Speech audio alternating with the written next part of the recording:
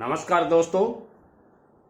पूरे भारत और विदेशों में रहने वाले मेरे दोस्त जो इस वीडियो को देख रहे हैं उनको धनतेरस की बहुत बहुत बधाइयाँ। भारतवर्ष ही नहीं, दूसरे देशों में भी जो भारतीय रहते हैं वो दीपावली को बहुत अच्छी तरह से मनाते हैं। और भारत की एक विशेषता और है कि अन्य धर्मों के लोग भी एक दूसरे के धर्म में जब त्यौहार होते हैं खासा योगदान रखते हैं और अपनी पूरी भूमिका निभाते हैं। त्यौहार का आनंद लेने का तभी मज़ा आता है जब हर कम्युनिटी उस त्यौहार को मनाती हो। तो आइए आज धनतेरस के त्यौहार पर मैं आपको 3 बिजनेस आइडियाज बताऊंगा जो आपकी किस्मत बदलने का दमखम रखते हैं। दोस्तों, किस्मत वो चीज है जो आप चाहें तब बदल सकते हैं, चाहें जैसे बदलने की कोशिश कर सकते हैं। कोई कहता है ना कि मेरी किस्मत काम नहीं करती, दरअसल किस्मत उनकी काम करती है जो मेहनत करते हैं और किस्मत के साथ थोड़ी जिद्दोजहद करते हैं।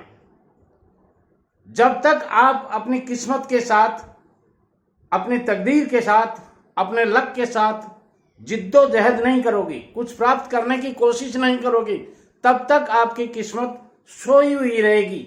जब खुद जागोगे, किस्मत को भी खांड खाकर नहीं, खीर खाकर जागना पड़ेगा।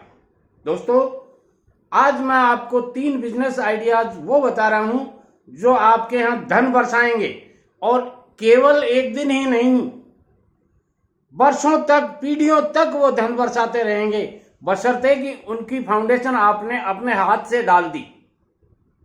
ये वो बिजनेस हैं जो आप थोड़ी पूंजी से शुरू कर सकते हैं। ये वो बिजनेस आइडियाज हैं जो आप अच्छी पूंजी लगा करके शुरू कर सकते हैं। ये वो बिजनेस आइडियाज हैं जो आप गांव के रहने वाले हैं तो भी ये बिजनेस कर सकते हैं, और यदि शहर के रहने वाले हैं तो भी ये बिजनेस कर सकते हैं।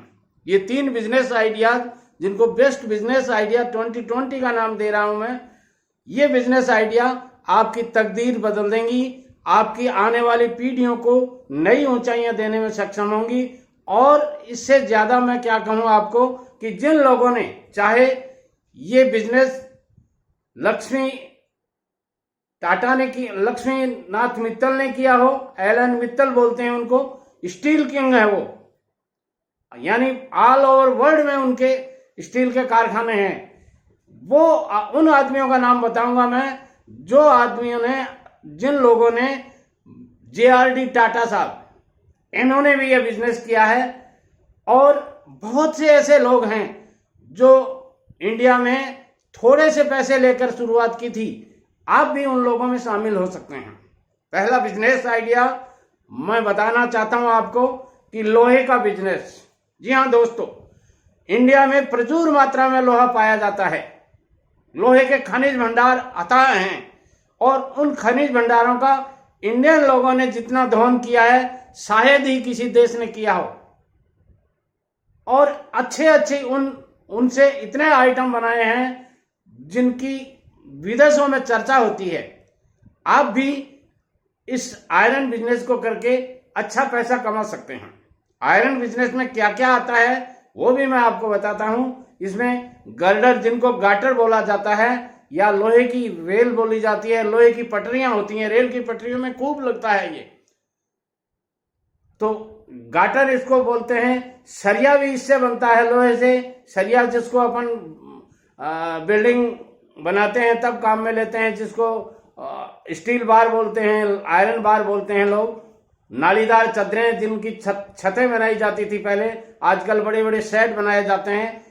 चादर वगैरह नालीदार चादरें होती हैं, या सीट होते, आयरन सीट होती हैं, एंगल्स होते हैं, आयरन पाइप्स होते हैं, वायर मेश होती है, कंटीले तार होते हैं, बाइंडिंग वायर होता है, वायर रोप होता है, GI पाइप्स इसी में आते हैं, वायर नेल्स भी इसी में आते हैं, नट बोल्ट छोटे बड़े सारे टाइप के, तसली पराती से लेकर फावड़ा गैंती तक, बाल्टी तक, आयरन टब और घन हथौड़ा तक, इसी आयरन से बनाया जाता है, लोहे से बनाया जाता है।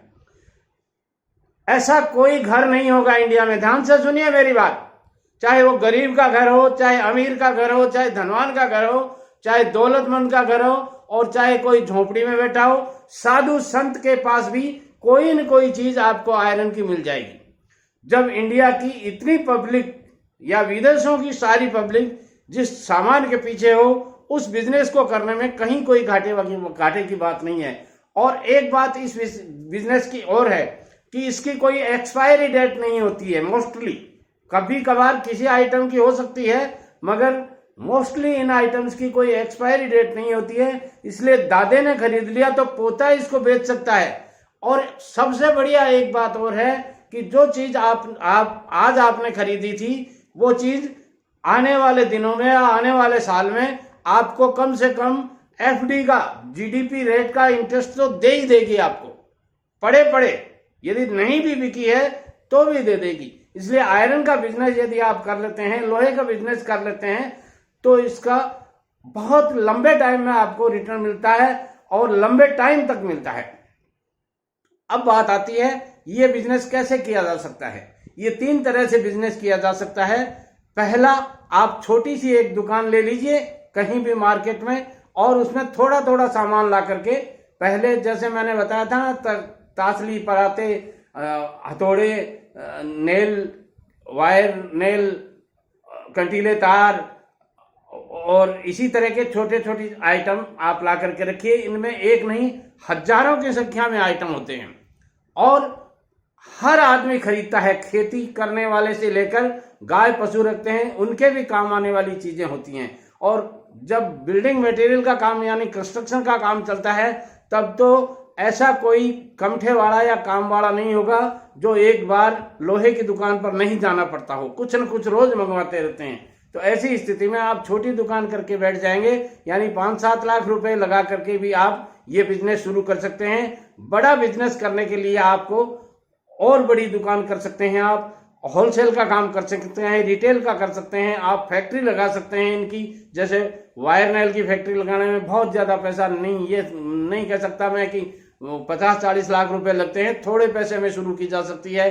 वायर जो बार्ब्ड वायर होते हैं, इनकी फैक्ट्री लगा सकते हैं आप, और बाइंडिंग वायर की फैक्ट्री लगा सकते हैं। यानी थोड़े पैसों में शुरू की जा सकती है। और सरकार इनमें लोन की सुविधा भी देती है। जब आप कोई नई फैक्ट्री लगाते हैं या नया कोई बिजनेस शुरू करते हैं, तो सरकार लोन की सुविधा भी देती है, जो आप किसी भी नेशनलाइज्ड बैंक में जाकर के पता कर सकते हैं।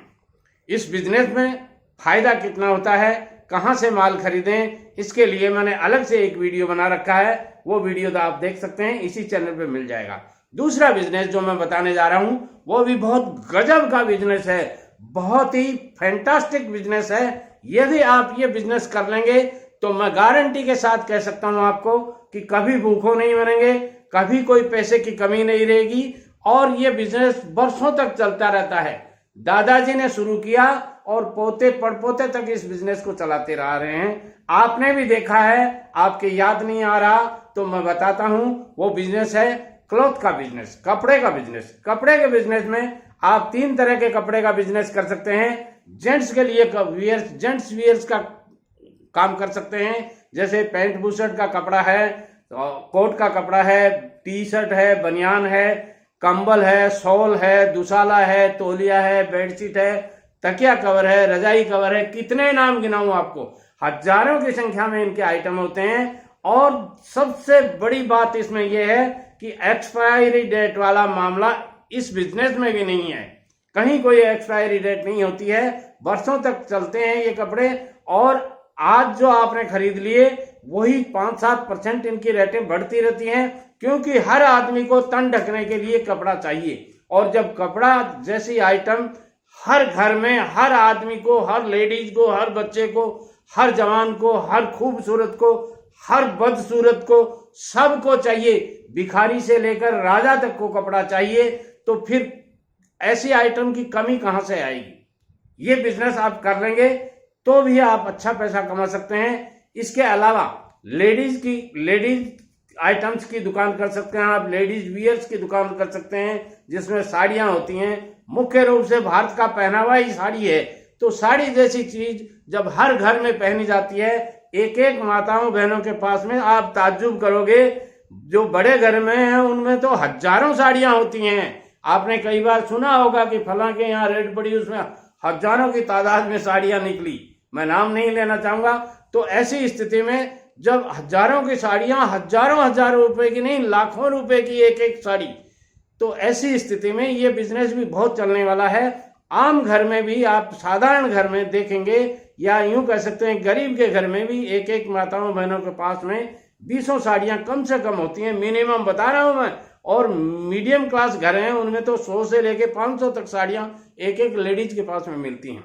तो ऐसी स्थिति में, क्योंकि हर ओकेजन पर, हर त्योहार पर नया कपड़ा पहना जाता है, नया कपड़ा खरीदा जाता है, माताओं बहनों को गिफ्ट में दिया जाता है। पियर जाती हैं तो उनको कुछ न कुछ गिफ्ट में साड़ियां जरूर दी जाती है, और कुछ भी नहीं देवे तो एक साड़ी और ब्लाउज तो जरूर देना होता है।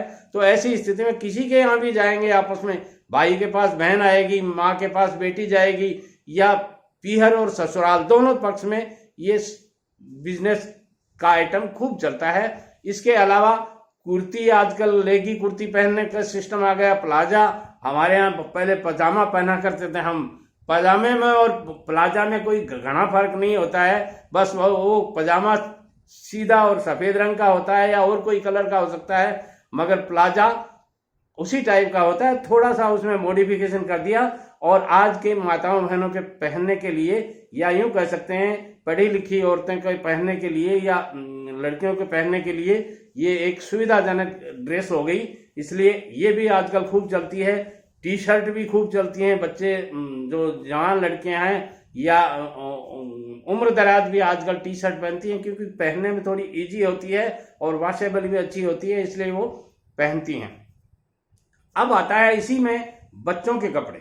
बच्चों के कपड़े, किड्स वियर जिनको बोलते हैं, छोटे बच्चे का, यानी जन्म के साथ ही बच्चे को कपड़े पहनाए जाते हैं, जन्म के बाद से ही कपड़े पहनाए जाते हैं। तो ऐसी स्थिति में हर बच्चे को गिफ्ट में भी कपड़े ही दिए जाते हैं। यानी जब एक बच्चा पैदा होता है तो साल, 2 साल, 3 साल तक उसके पास में इतने कपड़े गिफ्ट में मिल जाते हैं हमारे भारत में, कि वो 10 साल तक पहने उतने कपड़े तो उसको गिफ्ट में मिल जाते हैं। वो बात अलग है कि वो बड़ा होने के साथ छोटे हो जाते हैं, तो वो भी बेकार नहीं जाते, एक दूसरे को दे दिए जाते हैं। तो ऐसी स्थिति में ये बिजनेस भी बहुत चल सकता है। इसके साथ आप हौजरी की दुकान खोल सकते हैं। हौजरी में एक नहीं, हजारों आइटम मिल जाएंगे आपको, वो आइटम की दुकान भी आप कर सकते हैं। रिटेल का भी आप काम कर सकते हैं। रेडी ठेला लगा करके भी आप कपड़े की दुकान कर सकते हैं। रेडी ठेले के ऊपर मैंने देखा है स्वेटर वगैरह बेचते हुए देखा है, कंबल बेचते हुए देखा है, हौजरीज की चीजें बेचते हुए देखा है। वो रेडी पर भी ये बिजनेस करते हुए पाए गए हैं। और बाइक पर भी लोग कपड़ा बेचते हैं। बहुत से ऐसे लोगों को देखा है, जैसे इधर पंजाब में, हरियाणा में, यहाँ सूती कपड़ा खूब बनता है, तो वो कपड़े लेकर के पंजाब और हरियाणा के लोग दूसरे स्टेट्स में जाकर के अच्छा कपड़ा बेचते हैं। वो अपनी बाइक रखते हैं, एक ट्रक भर के ले आते हैं, 15-20 आदमी आते हैं, एक एक बाइक लेके आते हैं, और वो गाँव में, शहरों में, गलियों में घूम घूम करके कपड़ा बेचते हैं। आप भी ये बिजनेस कर सकते हैं। कुछ लोग पोटली लेकर के या थैला लेकर के या अटैची लेकर के भी कपड़ा बेचते हैं। उसमें साड़ियां हो सकती हैं, ड्रेस हो सकती हैं, जैसे पैंट बूशर्ट का पीस बेचना है ये। तो इस तरह से आप छोटी दुकान से लेकर बड़ी दुकान तक इस बिजनेस में कर सकते हैं। लाखों नहीं, करोड़ों रुपए लगा करके भी आप ये बिजनेस कर सकते हैं। और यदि आप हजारों रुपए लगा करके भी बिजनेस ये करें, तो मैंने जो बताया है वो पोटली वाला, थैला वाला बिजनेस आप कर सकते हैं। और पुरानी गाड़ी के अंदर भी कुछ लोग अपना कपड़ा, जैसे 1-2 लाख रुपए का कपड़ा खरीदते हैं वो, और अपनी एक पुरानी गाड़ी होती है, उसी गाड़ी को खुद ही ड्राइविंग करते हैं और किसी चौक में ले जाके खड़े कर देते हैं और आवाज देते हैं, कपड़े वाला आया, साड़ी वाला आया, ऐसा आवाज देते हैं। माताएं मैंने जो मोहल्ले की होती हैं सॉरी एक्सक्यूज मी, वो खरीदती रहती हैं और उनका बिजनेस चलता रहता है। अब बात आती है इसमें कमाई कितनी होती है, तो मैंने अलग से एक वीडियो बना रखा है। इसमें इन्वेस्टमेंट कितना करना पड़ता है, कितना % कमाई होती है, वो अलग से एक वीडियो बना रखा है, इसी चैनल पे आप देख सकते हैं। तीसरा बिजनेस मैं जो बता रहा हूं वो भी बहुत ही फैंटास्टिक बिजनेस है, बहुत ही जबरदस्त बिजनेस है और अच्छा कमाई देने वाला बिजनेस है, बहुत ही आज के टाइम में चलने वाला बिजनेस है। सॉरी, वो है बर्तन भंडार। जी हाँ दोस्तों, बर्तन भंडार में कांसे के बर्तन हो सकते हैं, तांबे के बर्तन हो सकते हैं, स्टील के बर्तन तो आजकल हर घर की जरूरत है। ऐसा कोई घर नहीं होगा, मैं गारंटी के साथ कह सकता हूं आपको, गरीब की झोपड़ी से अमीर के यहाँ तक और राजा से लेकर रंग तक, फकीर तक के यहाँ लोहे के बर्तन यानी स्टील के बर्तन मिल जाएंगे। कुछ लोग एल्युमिनियम के बर्तन भी लेते हैं। ये ऐसा बिजनेस है जो जब तक मानव रहेगा तब तक रहेगा, क्योंकि जो तीनों बिजनेस मैंने बताए हैं वो तीनों बिजनेस ऐसे हैं जब तक इस संसार में दुनिया रहेगी तब तक ये बिजनेस चलते रहेंगे। इसलिए आपको कोई शर्माने की, डरने की कोई जरूरत नहीं है।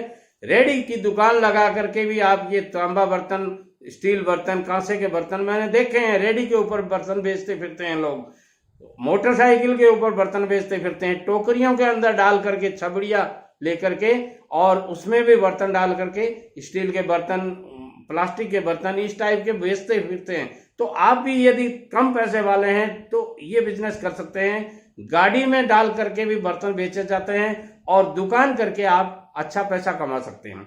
बात वहीं आती है कि इस बिजनेस में कितना % की कमाई होती है, तो ये भी मैंने अलग से एक वीडियो बना रखा है, आप उसको देखिएगा। और अच्छा पैसा कमाने का दमखम यदि आप रखते हैं तो ये बिजनेस तीनों में से कोई भी एक बिजनेस कर लीजिएगा।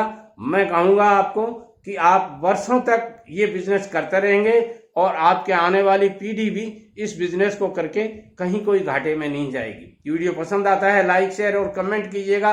एक बात और कहूंगा, लोगों को शेयर करने में आप कंजूसी बरतते हैं। जब तक आप अच्छी चीजों को दूसरे लोगों को शेयर नहीं करेंगे तब तक उन्हें कैसे पता चलेगा। इसलिए चैनल का कोई भी वीडियो आपको पसंद आता है, आप पिता हैं तो अपने पुत्र को ये वीडियो भेजिएगा, पुत्र हैं तो पिता को ये वीडियो भेजिएगा, सारे दोस्तों को ये वीडियो भेजिएगा, अपने रिलेटिव्स को अपने ये वीडियो भेजिएगा, बहन अपने भाई को ये वीडियो भेज सकती है। ये सारे वीडियो देखिए। पैसा कमाना और वो भी बिजनेस के थ्रू कमाना परमानेंटली होता है, ये नौकरी नहीं है दोस्तों। आप नौकरी करते हैं, केवल 6 आदमियों का पेट पाल सकते हैं, 5 आदमियों का पेट पाल सकते हैं, 7 आदमियों का पेट पाल सकते हैं, मगर एक बिजनेस करने वाला आदमी उस आदमी के भी पेट पालने में सहयोग देता है जो उस प्रोडक्ट को बनाता है, जो उस प्रोडक्ट को बेचता है, जो उस प्रोडक्ट को यूज करता है। इसलिए बिजनेस करने की मैं एडवाइस देता रहता हूं। पसंद आती है तो आप बिजनेस कीजिए, अपने बिजनेस एडवाइजर से पूछ करके बिजनेस कीजिए, केवल और केवल मेरी सलाह से मत कीजिए। हालांकि मैं अनुभव प्राप्त आदमी हूं और वही बिजनेस बताता हूं जो बिजनेस आपको निश्चित रूप से प्रॉफिट दे सकते हैं। मगर कहीं आप चूक गए, आलसी हो गए या आपने ज्यादा परचेजिंग कर ली तो लॉस आपके खाते में आएगा, क्योंकि पैसा आपका है। देखिए, बिजनेस आप कर रहे हैं, मैं केवल एडवाइस दे रहा हूं, वो एडवाइस भी आपके जचे तो बिजनेस कीजिए, अन्यथा मत कीजिए। नमस्कार।